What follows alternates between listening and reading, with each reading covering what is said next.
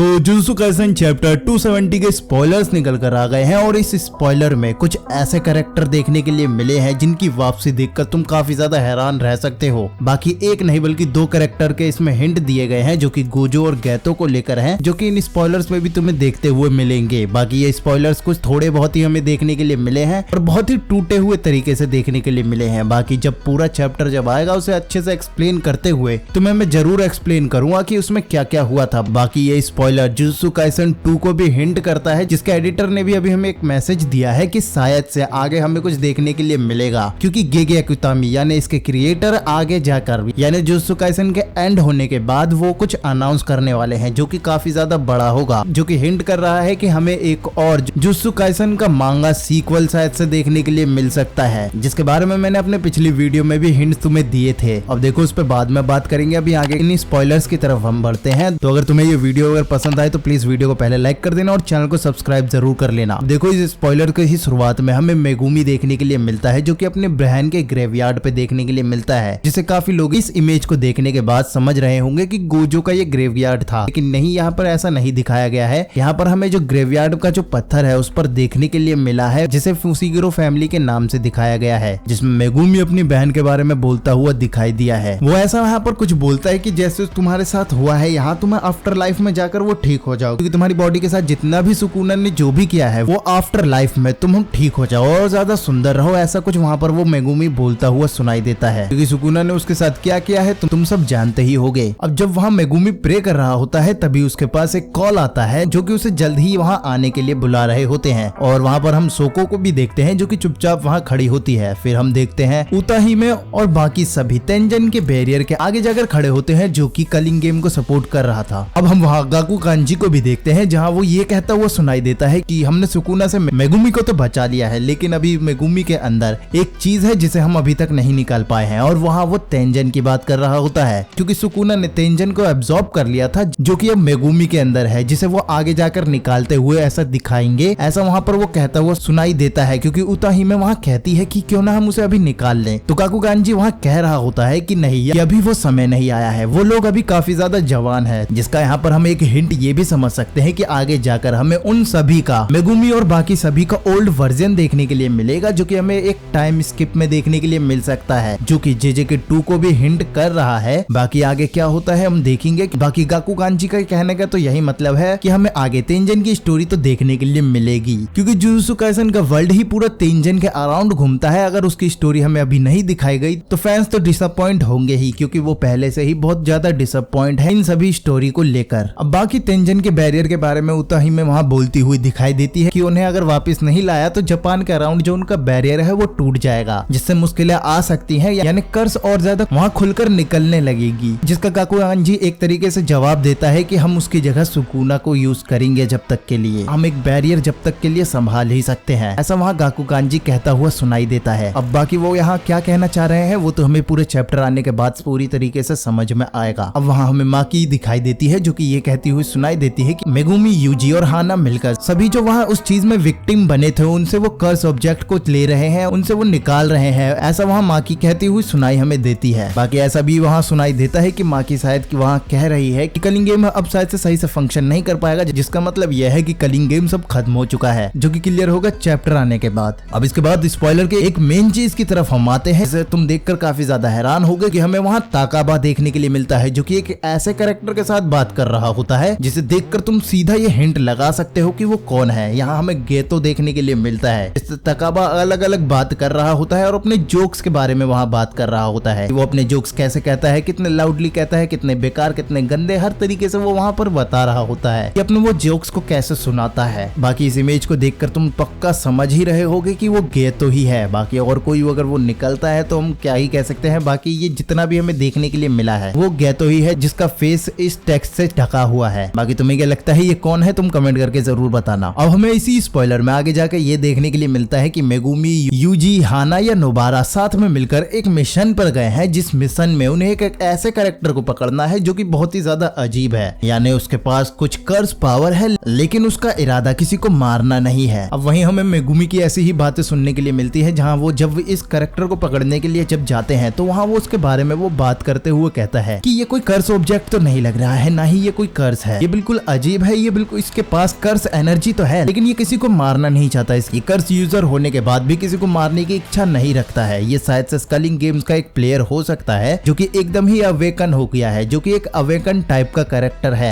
ऐसा उस कैरेक्टर के बारे में हमें वहाँ सुनाई देता है। अब मेगुमी जब कहता है कि ये स्कलिंग गेम का प्लेयर है जो कि अवेकन टाइप है, तभी यूजी भी कहता है कि तो वो शायद से किसी कर्स से परेशान है, तो हम तीनों शायद उससे लड़ सकते हैं और जीत सकते हैं, ऐसा वहाँ यूजी कहता है। और यहीं पर ये स्पॉइलर खत्म हो जाते हैं और ये शायद से यहीं चैप्टर का एंड होगा। बाकी इस चैप्टर में काफी कुछ अच्छी तरीके से हमें रिवील होने वाला है, जो कि आगे के चैप्टर्स और आगे की चीजों को लेकर हिंट दे रहा है, जिसका चैप्टर मैं पूरा कवर जरूर करूंगा। इसलिए इस चैनल को सब्सक्राइब करके रखना, जब भी वो पूरा चैप्टर आता है मैं उसे कवर जरूर करूंगा। बाकी यहाँ ये जो कैरेक्टर है उसको लेकर हमें ये कहा जा रहा है कि वो गोजो हो सकता है, जिसको लेकर हिंट दिए जा रहे हैं कि गोजो किसी तरह बच गया है जो कि वहां पर है। अब देखते हैं कि वो कौन है। बाकी आगे 2 ही चैप्टर बचे हुए हैं इस जुजुत्सु काइसेन की स्टोरी को एंड होने में, तो उसको भी देखेंगे हम किस तरीके से ये एंड करने वाले हैं। बाकी इन स्पॉयलर्स को लेकर तुम्हारे क्या राय है कमेंट करके जरूर बताना, और अभी तक वीडियो को लाइक नहीं किया हो तो लाइक जरूर कर देना। तो मिलते हैं अगली वीडियो में।